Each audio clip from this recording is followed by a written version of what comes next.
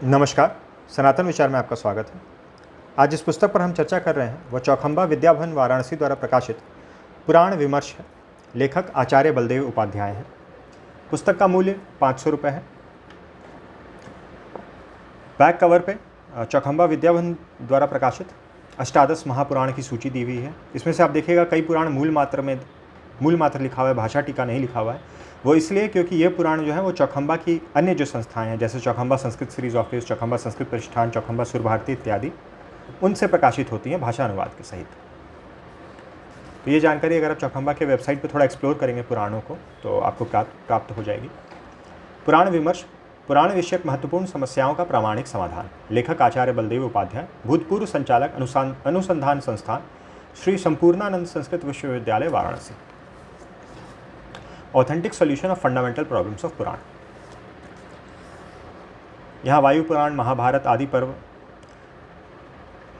ज्ञान घनाचार्यस्य तत्व शुद्धो, प्रमादाद पद्धति भाव विवरणी, इन ग्रंथों से व्यास प्रशस्ति यानी कि भगवान श्री वेद व्यास, उनकी प्रशस्ति के संबंध में कुछ उद्धृत किए गए हैं खंड।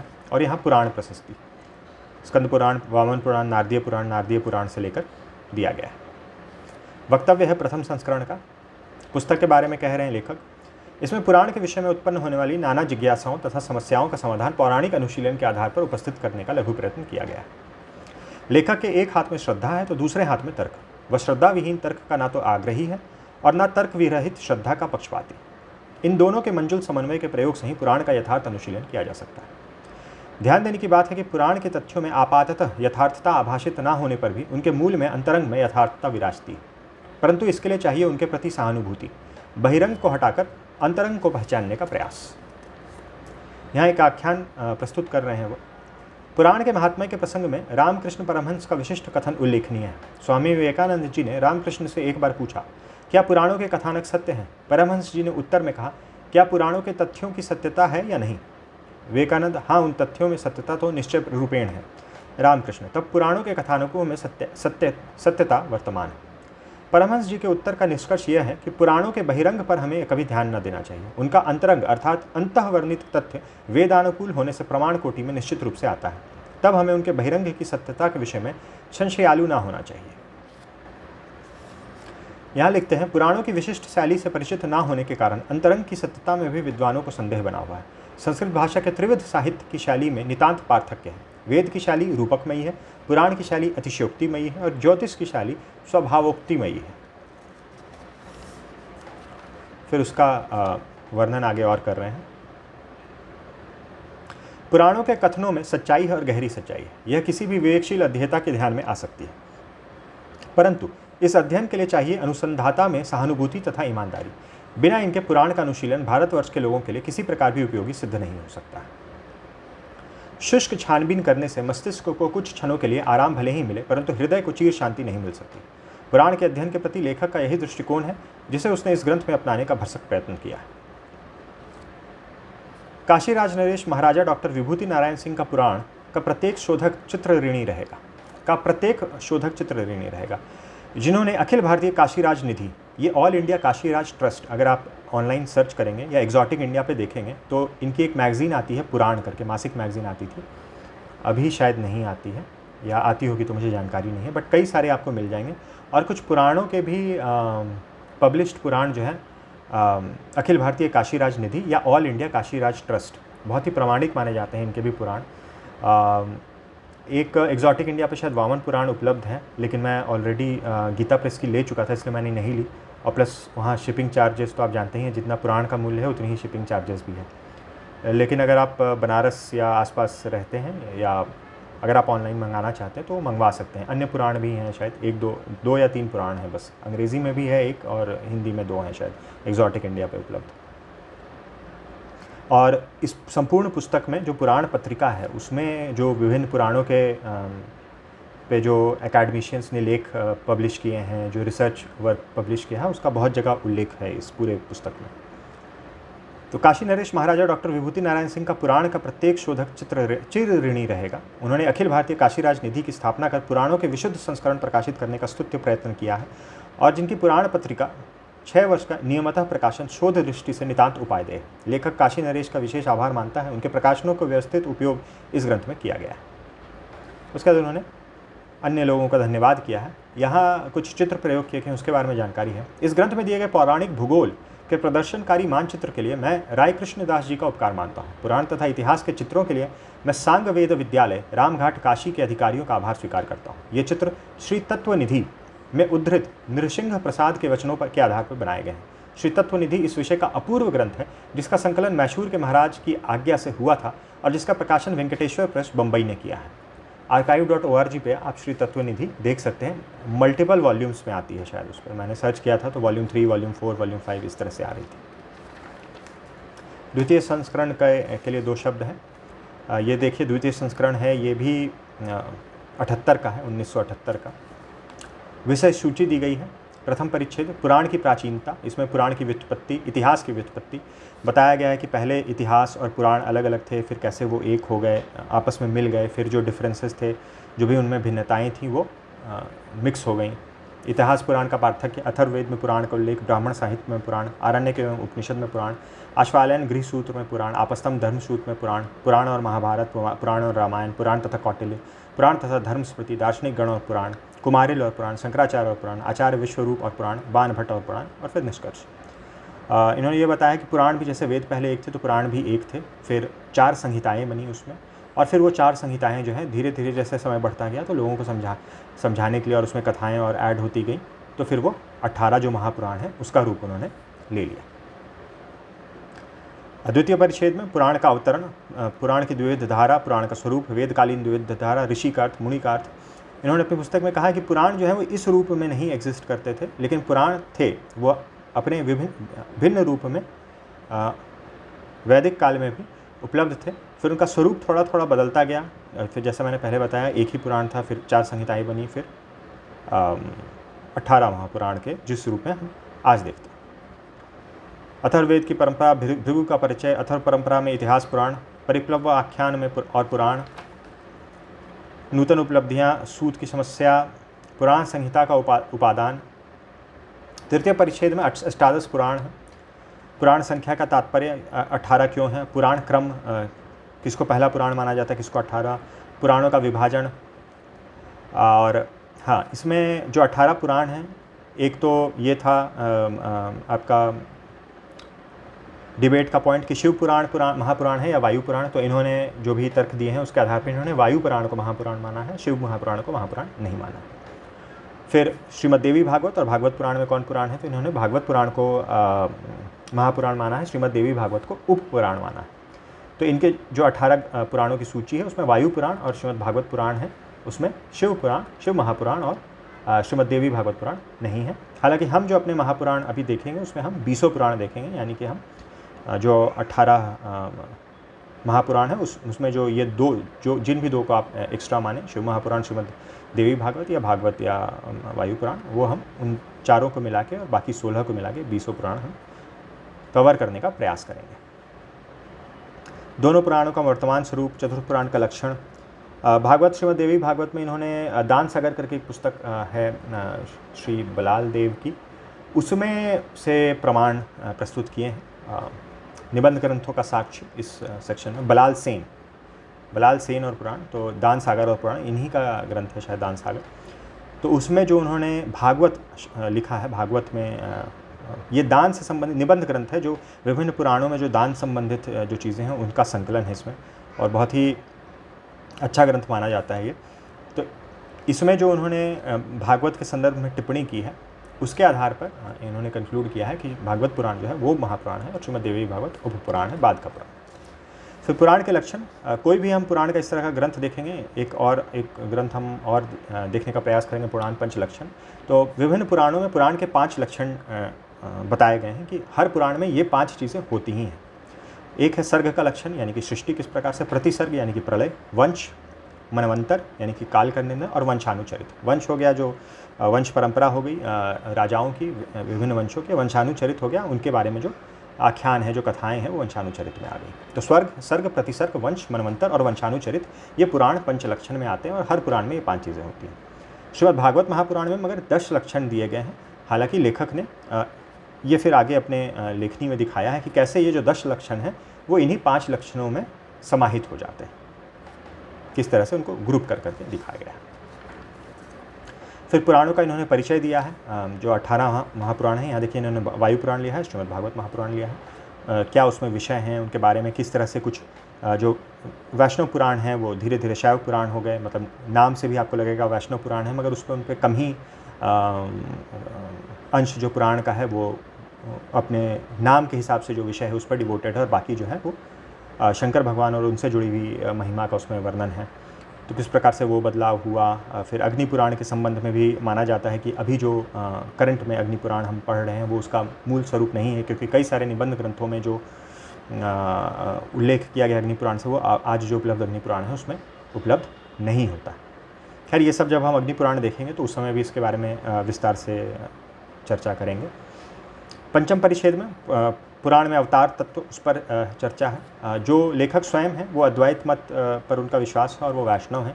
श्रीमद् भागवत महापुराण में उनकी परम श्रद्धा है और वो इस पुस्तक में भी दिखती है, क्योंकि श्रीमद् भागवत महापुराण पे काफ़ी उन्होंने इसमें अंश जो है इस पुस्तक का वो श्रीमद् भागवत पुराण पे ही आधारित है। जैसे पुराण में अवतार तत्व है, फिर विभिन्न अवतारों की चर्चा है, फिर अंत में यहाँ शिव अवतार और इतर अवतार इनकी भी चर्चा की गई है। फिर श्री कृष्ण का लौकिक चरित्र का विश्लेषण परिशिष्ट रूप में ये किया गया है। पुराण से संबंधित ये नहीं है, ये अलग से श्री कृष्ण के लौकिक चरित्र का विश्लेषण किया गया है। षष्ठ परिच्छेद में वेद और पुराणों में वेदता, तंत्र मूलकता, पुराणों से वेदों का वैलक्षण्य, पुराण प्रामाण्य पर विचार, पुराणों में वैदिक और पौराणिक मंत्र, इस प्रकार से ये सब दिया गया है।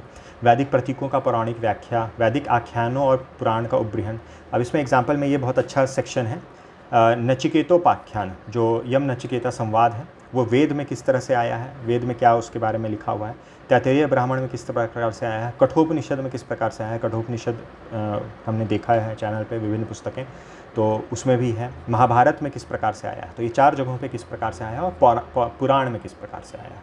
सेम वही चीज़ है, सेम ही कथा है, और वो इन चारों जगहों पे किस प्रकार से विभिन्न रूपों में आई हैं और क्या विभिन्न इनका अलग अलग उद्देश्य रहा है, उस पर चर्चा है। बहुत ही अच्छा ये खंड है।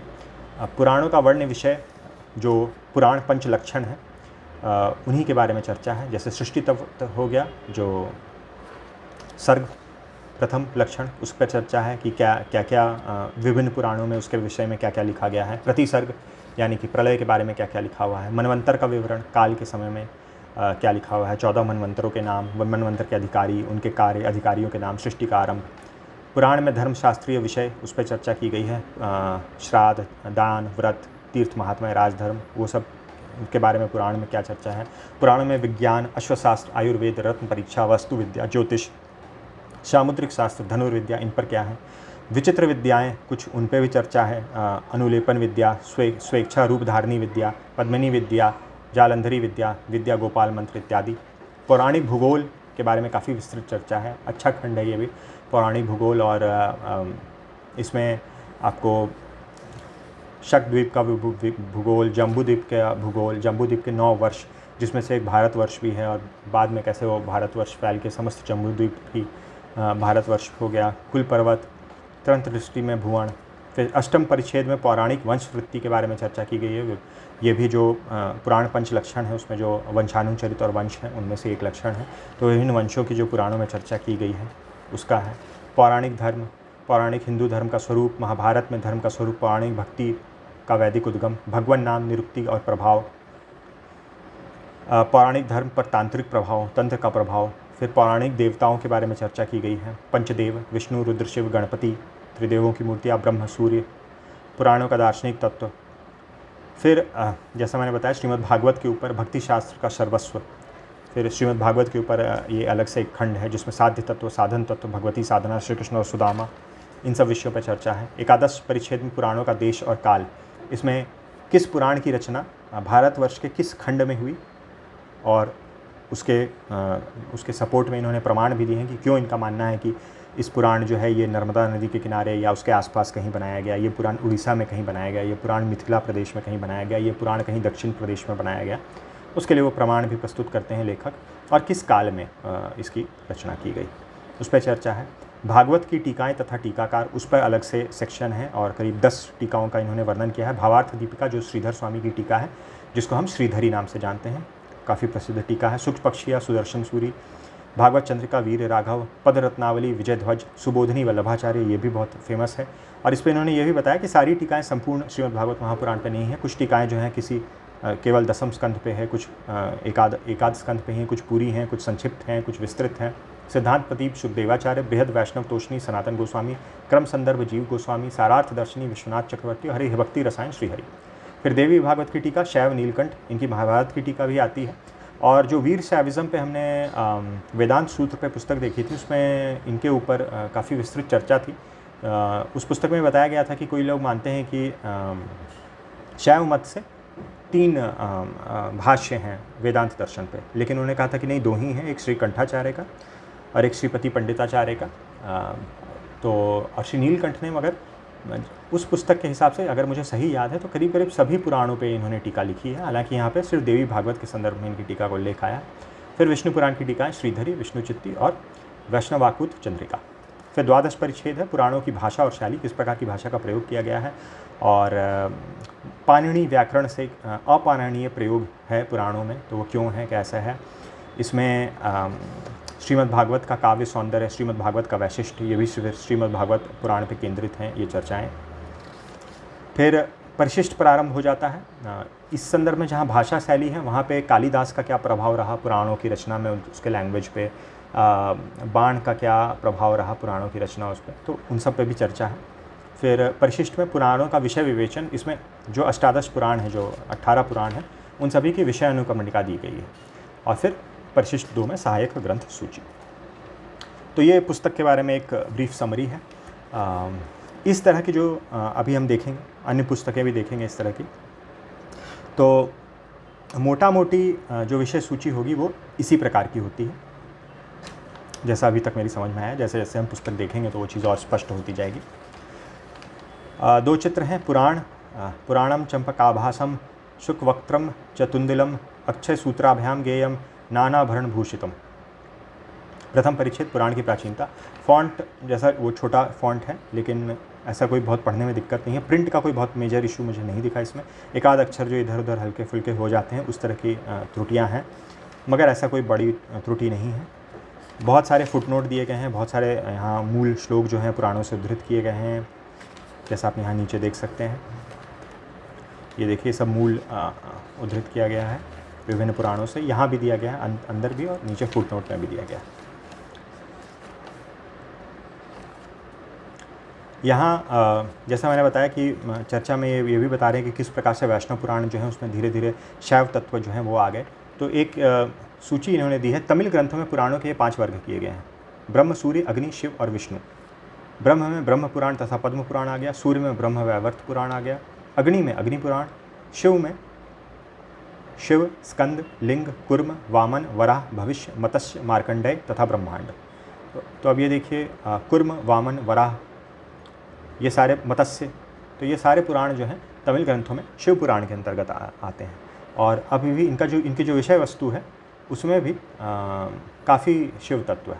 विष्णु पुराण के अंतर्गत नारद पुराण, श्रीमद् भागवत, गरुड़ और विष्णु पुराण, तो ये तमिल ग्रंथों के अनुसार है। ब्रह्म वैवर्त पुराण में भी पुस्तक में कहीं लिखा हुआ है कि जैसे नाम है ब्रह्म वैवर्त पुराण, तो ये ब्रह्म से संबंधित और वैवर्त को विवर्त से इन्होंने रिलेट किया है, किस प्रकार से सृष्टि का निर्माण करते हैं। तो सब्जेक्ट ये होना चाहिए था, लेकिन सब्जेक्ट कुछ और ही है ब्रह्म वैवर्त पुराण का। तो इनका मानना है कि जो प्राचीन ब्रह्म वैवर्त पुराण था, शायद उससे अब जो ब्रह्म वैवर्त पुराण उपलब्ध है वह भिन्न है। भागवत और तथा बोपदेव, यहाँ पर कहीं ना कहीं ये एक स्वामी दयानंद सरस्वती का भी एक जगह उल्लेख आता है, जहाँ उन्होंने जो पुराणों का खंडन किया है उसमें ये बोपदेव नाम उनकी लेखनी में आता है। तो मान्यता है कि भागवत पुराण का मान्यता तो क्या, एक तर्क है कि भागवत पुराण के रचयिता जो हैं वो बोपदेव थे, जो एक पंडित थे। तो उन्होंने अन्य पुस्तकें भी लिखी हैं। तो यहाँ पे इन्होंने ही प्रमाणों के साथ पूरा प्रस्तुत किया कि बोपदेव किस काल के थे और उनके आश्रयदाता कौन थे, और काफ़ी विस्तृत जानकारी है। और बताया कि नहीं, बोपदेव जो है वो श्रीमद् भागवत पुराण के रचयिता नहीं है। फिर बल्लाल सेन तथा पुराण, इनकी जो पुस्तक थी दान सागर, बल्लाल सेन का विशिष्ट धर्मशास्त्रीय निबंध है और इसमें पुराणों के में खासकर दान के संदर्भ में बहुत जानकारी आती है। उप पुराण के संबंध में इस पुस्तक में बहुत ज़्यादा चर्चा नहीं है, कहीं कहीं हल्का फुल्का उल्लेख है, जैसे यहाँ पर है उप पुराण में कुछ उप पुराणों की सूची दी हुई है, का नाम दिया हुआ है। बाकी उप पुराणों के संबंध में कोई बहुत विशेष चर्चा नहीं की गई है।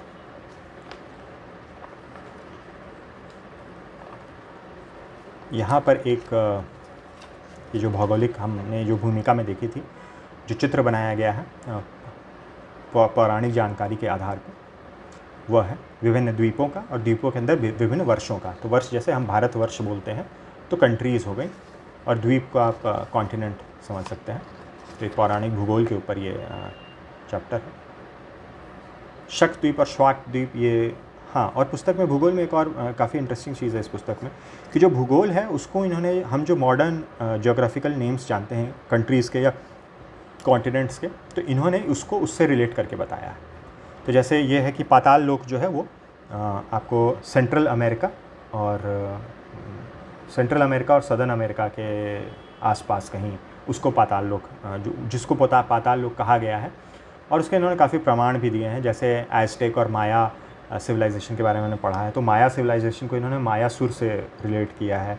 और इस प्रकार से काफ़ी सारे इन्होंने अपने इसमें प्रमाण और तर्क प्रस्तुत किए हैं। तो ये संस्कृत नाम और यूनानी नाम, शकद्वीप जो है वो बेसिकली जो सेंट्रल अमेरिका ग्रीक सिविलाइजेशन था उस समय के आसपास का है, तो किन्होंने उसकी स्थापना की और जो इक्विवेलेंट नाम है वो बताए हैं यहाँ पर।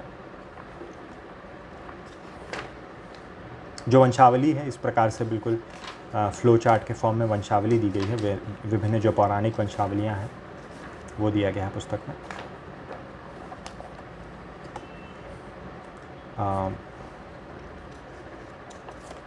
पुराण और कालिदास, यहाँ पे उनका क्या प्रभाव रहा पौराणिक भाषा पे, प्रस्तुतिकरण पे, भागवत पुराण का काव्य सौंदर्य इत्यादि। उसका एक उपसंहार है। फिर पुराण विमर्श का परिशिष्ट प्रारंभ हो रहा है, पुराणों का विषय विवेचन। इसमें देखिए मत्स्य पुराण से प्रारंभ करके फिर ये पूरा विषय अनुक्रमणी दिया हुआ है। ब्रह्म पुराण, पुराण संख्या वर्णनम, ये मत्स्य पुराण के अध्याय जो 56 है यहाँ पे वो दिया गया है। मत्स्य पुराण में विभिन्न पुराणों की विषयानुक्रमणी दी हुई है मत्स्य पुराण में। तो कई जगह जहाँ पुराणों के काल का निर्णय या कौन सा पुराण कितना ऑथेंटिक है, उसमें उस विषय अनुक्रमणी से बहुत हेल्प होती है, क्योंकि मत्स्य पुराण में यह बताया गया है कि किस पुराण में कौन कौन विषय, किस किस विषयों पर चर्चा की गई है। तो अध्याय 56 में है, तो यही ये इस परिशिष्ट में ये वही चीज़ दी गई है। और उसके बाद से अष्टादश पुराणाम विषय अनुक्रमणिका, जो विभिन्न पुराण हैं उनकी विषय सूची दे दी गई है। ये भी काफ़ी लंबा खंड है। ये देखिए हर स्कंध में नवम स्कंध, दसम स्कंध, एकादश स्कंध, फिर भविष्य पुराण आ गया, पूर्व भाग, उत्तर भाग में क्या क्या विषय हैं उसकी विषय सूची पूरी दे दी गई है। फिर अंतिम परिशिष्ट है जिसमें सहायक ग्रंथ सूची, इस पुस्तक की रचना में किन किन ग्रंथों से उन्होंने सहायता ली है। इसमें से कुछ ग्रंथ अभी हम इस पुस्तक के बाद वाले आने वाले वीडियोज़ में हम देखेंगे। तो ये थी कुछ जानकारी चौखंबा विद्या भवन द्वारा प्रकाशित पुराण विमर्श के बारे में। वीडियो देखने के लिए बहुत बहुत धन्यवाद। मिलते हैं अगले वीडियो में।